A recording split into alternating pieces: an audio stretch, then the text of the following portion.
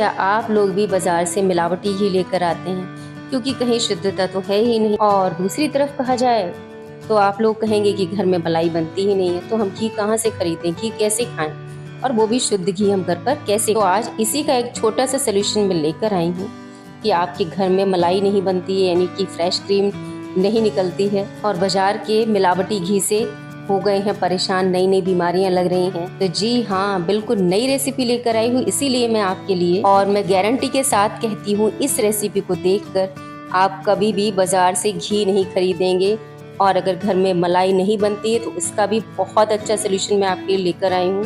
तो चलिए बनाना शुरू करते हैं अपनी आज की इस रेसिपी को। तो इस घी को बनाने के लिए मैं यहाँ पर लेकर आई हूँ 1.5 किलो फ्रेश क्रीम, जो कि मार्केट में खुली मिलती है, और ये 300 रुपये किलो मुझे मिली है। तो यहाँ पर ये 450 रुपये की मैं फ्रेश क्रीम लेकर आई हूँ। और अब इस मलाई को डाल देना है एक लोहे की कढ़ाई में, और आपके पास जो भी कढ़ाई है आप उसका इस्तेमाल कर सकते हैं। मैं यहाँ पर लोहे की कढ़ाई का इस्तेमाल कर रही हूँ, और इस सारी मलाई को इसमें डाल देना है। और इस घी के साथ साथ मैं आपको बताने वाली हूँ एक छोटी सी मिठाई की रेसिपी, तो इसलिए वीडियो को एंड तक ज़रूर देखिएगा, जिससे आप घी और मिठाई दोनों रेसिपी को भली भांति सीख सकें। तो इस तरीके से पॉलीथीन से निचोड़ कर सारी मलाई को निकाल देना है कढ़ाई में। और अब इस कढ़ाई को रख देना है गैस पर, और गैस का फ्लेम इस समय मैंने फुल रखा हुआ है, क्योंकि क्रीम अभी ठंडी है, मैंने फ्रिज से निकाली हुई है, तो इसका रूम टेम्परेचर पे आने में थोड़ा सा वक्त लगेगा, तो इसलिए मैंने यहाँ पर फुल गैस रखी हुई है। और जब इस मलाई में एक उबाल आ जाए फिर आपको गैस कम कर देना है, यानी कि धीमी आंच पर घी को लगातार चलाते हुए आपको इसको घी निकालना है इस मलाई से। तो अभी आप यहाँ पर देख पा रहे होंगे कि यहाँ पर एक उबाल आ गया है, और गैस को यहाँ पर कम कर देना है, तभी आप इसको अच्छे से घी निकाल पाएंगे, वरना ये नीचे से जल जाएगी। और चम्मच को लगातार चलाते रहिएगा, जिससे कि नीचे से घी लग ना पाए, वरना पूरे घी में स्मेल आ जाएगी जलने की। इसलिए कुछ बातों का ध्यान में रखते हुए आप अच्छे से घी बनाइएगा। तो अब आप यहाँ पर देख सकते हैं मुझे इसको चलाते हुए 15 मिनट हो गया है, और 15 मिनट में ही ये घी निकलने लगा है। और इस वाली फ्रेश क्रीम जो होती है इसमें बहुत जल्दी घी निकलने लगता है, तो इसलिए बिल्कुल भी गैस की तरफ से हटिएगा नहीं। और आप देख पा रहे होंगे कि घी इसमें निकलना शुरू हो गया है। अरे गैस अभी नहीं बंद करना है, गैस को बंद करने में भी टाइम है, अभी घी सही से नहीं निकला है। तो अभी इस घी को जब तक पकाना है, जब तक ये आपको वाइट से दिख रहा है नहीं, जब तक हल्का सा यानी लाइट ब्राउन ना हो जाए तब तक इसको पकाना है। इसीलिए मैं आपको बोल रही हूँ कि वीडियो को बिल्कुल भी स्किप मत करिएगा और बिल्कुल एंड तक देखिएगा। और मैं आगे आपको ये भी बताऊंगी कि इस 1.5 किलो घी में हमने यहाँ पर कितना घी निकाला है।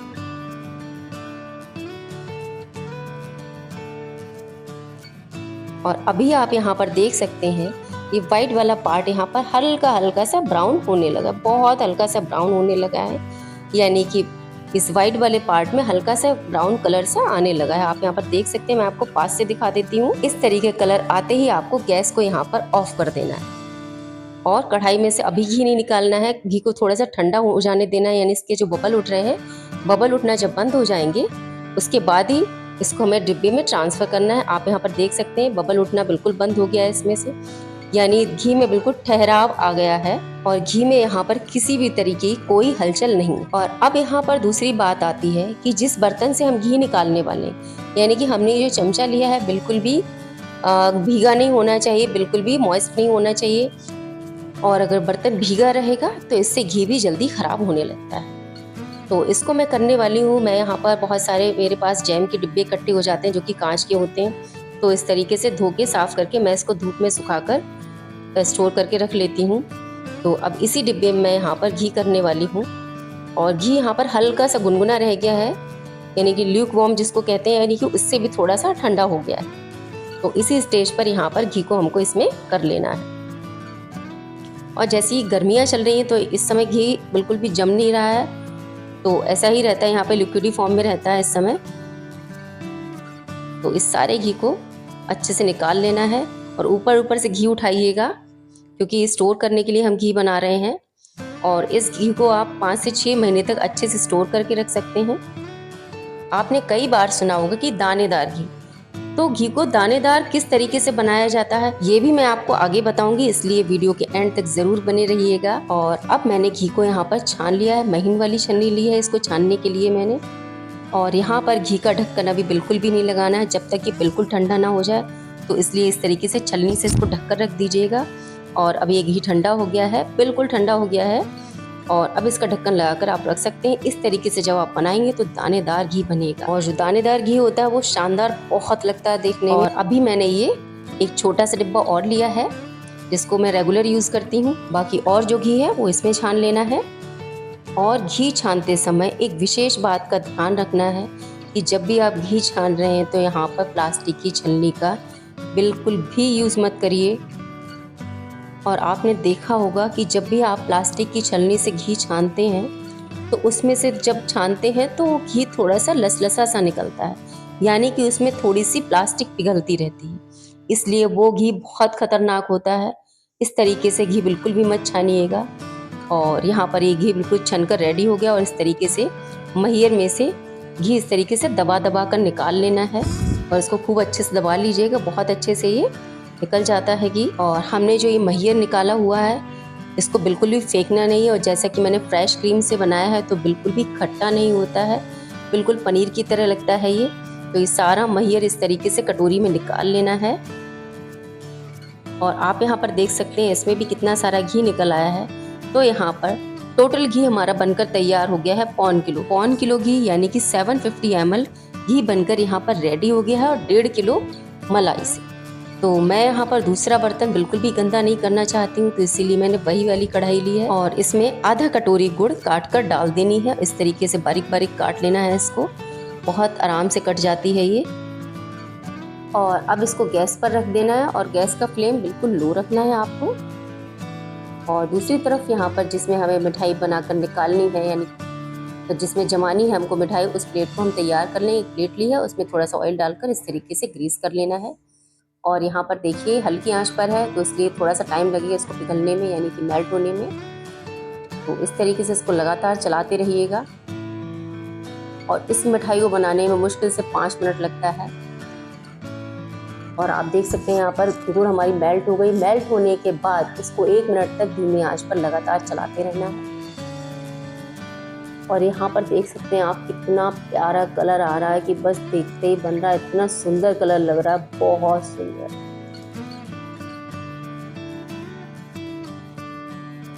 तो आप देख सकते हैं यहाँ पर कितने अच्छे से बबल उठने लगा है। तो अब बस इसी स्टेज पे हमको डाल देना है जो हमने महियर निकाला था, वो सारा महियर इसमें डाल देना है। यानी आधी कटोरी महियर था और आधी कटोरी मैंने यहाँ पर गुड़ लिया है, तो सेम क्वांटिटी मैंने इसको रखा हुआ है।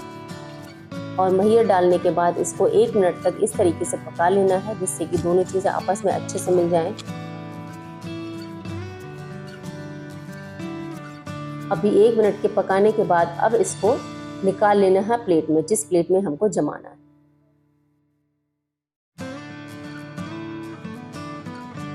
और बिल्कुल भी ठंडा नहीं होने देना है, इसको गरम ही गरम निकाल लेना है। अगर आप कढ़ाई में ठंडा कर लेंगे तो ये बिल्कुल भी कढ़ाई में जम जाएगा, प्लेट में तो जमेगा ही नहीं फिर।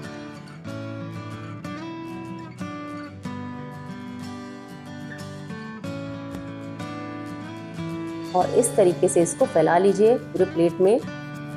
आप इसमें जो शेप देना चाहें वो शेप में आप इसको फैला सकते हैं। मैं यहाँ पर चौकोर शेप में फैला रही हूँ।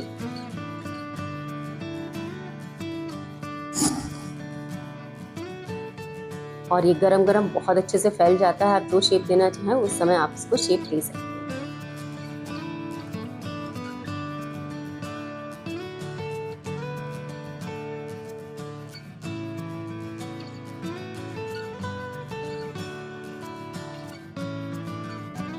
तो मैंने यहाँ पर चौकोर शेप दे दिया है और इसको 10 मिनट के लिए ठंडा कर लेना है पहले। और इसको थोड़ा सा सुंदर दिखाने के लिए इसको थोड़ा सा डेकोरेट कर लेते हैं। और डेकोरेट करने के लिए मैं यहाँ पर काजू का इस्तेमाल कर रही हूँ। हाफ पीस वाला जो काजू होता है उसका इस्तेमाल कर रही हूँ। और उसको इस तरीके से यहाँ पर थोड़ा सा दूरी दे देकर यहाँ पर चिपका देना है। और आप यहाँ पर देख सकते हैं कितनी सुंदर मिठाई लग रही है ये देखने में। और इस मिठाई के ठंडे होने के बाद इसको रख देना है 10 मिनट के लिए फ्रिज में, क्योंकि इसमें थोड़ा घी सा रहता है और फ्रिज में रखने के बाद ये अच्छे से जम जाएगी। तो यहाँ पर 10 मिनट हो चुका है। अब इसको कट कर लेते हैं और इसमें घी अच्छे से जम गया और बिल्कुल सेट हो गई बढ़िया सी एकदम। और इसको बराबर हिस्सों में काट लेना है और जिस तरीके से मैंने काजू लगाए हैं इसी तरीके से आपको थोड़ा सा स्पेस देके काटना है यहाँ पर। और यहाँ पर ये थोड़ी सी ज़्यादा बन गई है तो यहाँ पर भी हम थोड़े से काजू लगा देंगे। जिस तरीके से यहाँ पर लगाए हैं इस तरीके से यहाँ पर भी लगा देंगे हम। और इस मिठाई का टेस्ट बिल्कुल चॉकलेट की तरह आता है, बहुत ही टेस्टी लगती है मिठाई खाने में। एक बार ज़रूर ट्राई करिएगा ये वाली मिठाई। और जब आप घी निकाल रहे हैं तो बिल्कुल भी यहाँ पर जो महियर होता है उसको वेस्ट मत करिएगा। और ये मिठाई टेस्टी होने के साथ साथ बहुत हेल्दी भी है। और ये मिठाई मैं आपको तोड़कर दिखा देती हूँ, बहुत ही सॉफ्ट मिठाई बनी है। आप यहाँ पर देख सकते हैं बहुत ही बढ़िया मिठाई बनी है। तो प्लीज़ एक बार ये रेसिपी मेरे कहने से ज़रूर ट्राई करिएगा। तो आप भी यहाँ पर बना सकते हैं फ्रेश घी बहुत आसानी से।